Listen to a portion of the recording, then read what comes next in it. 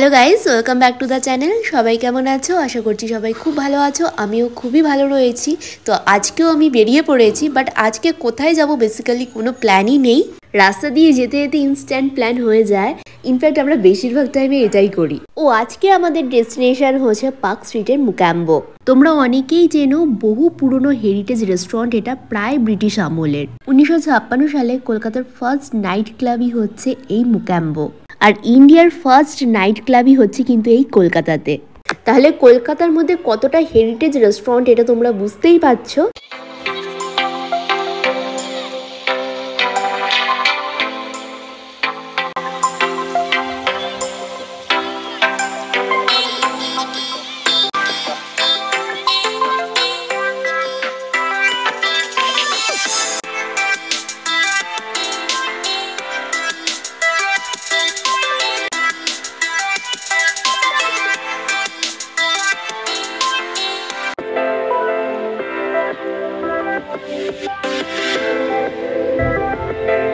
Finally আমরা মুক্যাম্বোতে এসে গেছি। মুক্যাম্বোতে এখনো যে অ্যাম্বিয়েন্স দেখতে পাওয়া যায়, এটা নির্মাণ হয়েছে 1956 সালে। একজন জার্মান আর্কিটেকচার এটা নির্মাণ করেন। এখনো কিন্তু অ্যাম্বিয়েন্সের কোনো চেঞ্জেস নেই, সেম একই রকমই রয়েছে।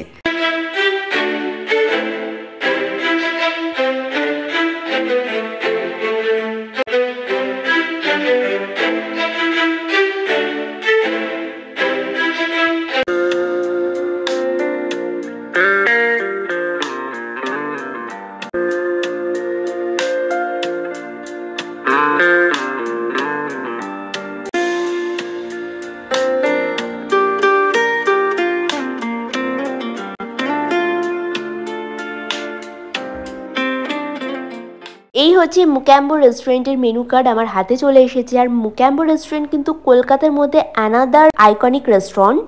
এখানে কন্টিনেন্টাল, ইটালিয়ান অ্যান্ড ইউরোপিয়ান আইটেমসের জন্য কিন্তু ভীষণই ফেমাস।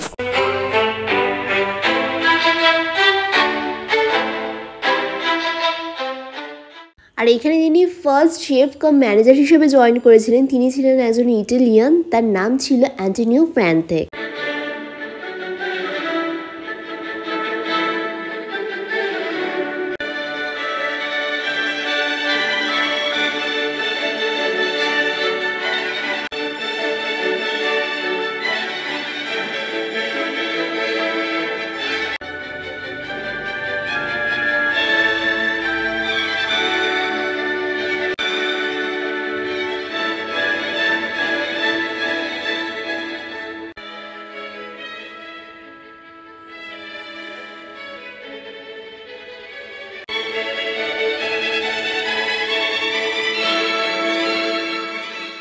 আমি ঠিক করেই রেখেছিলাম মুক্যাম্বোতে আসলে চিকেন অ্যালা কিউব নেব, কেননা এটা কন্টিনেন্টাল ডিশের মধ্যে এখানে ভীষণই ফেমাস। আমার অর্ডারে ছিল চিকেন অ্যালা কিউব, এসে গেছে। দেখো এখানে রয়েছে পাস্তা দেওয়া রয়েছে, পোট্যাটো রয়েছে, এটা রয়েছে মটরশুঁটি অ্যান্ড ক্যারেট। আর এইটা রয়েছে চিকেন অ্যালা কিউব, ঠিক এরকম সাইজের রয়েছে। আর এইখানে দেখো পোট্যাটো মেশ রয়েছে, মেশ পোট্যাটো রয়েছে। আর অ্যালা কিউবটা রয়েছে ঠিক এরকম সাইজের। এটা এবার আমি কাট করব, চলো। চিকেন অ্যালা কিউবের মেন বৈশিষ্ট্যই হচ্ছে পুরো একটা গোটা বাটার দিয়ে আইটেমটা বানানো হয়।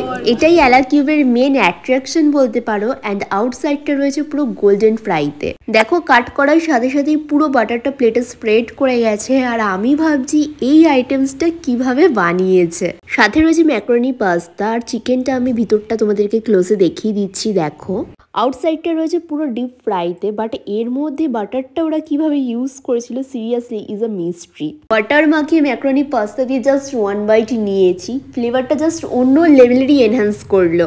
চিকেনের ফ্লেভার তো জানোই, তার সাথে একটা চিজের ফ্লেভার আমি পাচ্ছি। একদমই পারফেক্ট কন্টিনেন্টাল ডিশ এটা। তোমরা গেলে অবশ্যই ট্রাই করে আমাকে জানিও যে তোমাদের কেমন লাগলো। এর মধ্যে ছিল ক্যারেট স্লাইস করা, গ্রিন পিসেস ছিল অ্যান্ড ছিল ফ্রাইড পোট্যাটো। বাট আমার পাস্তা দিয়ে খেতে বেশি ভালো লেগেছে।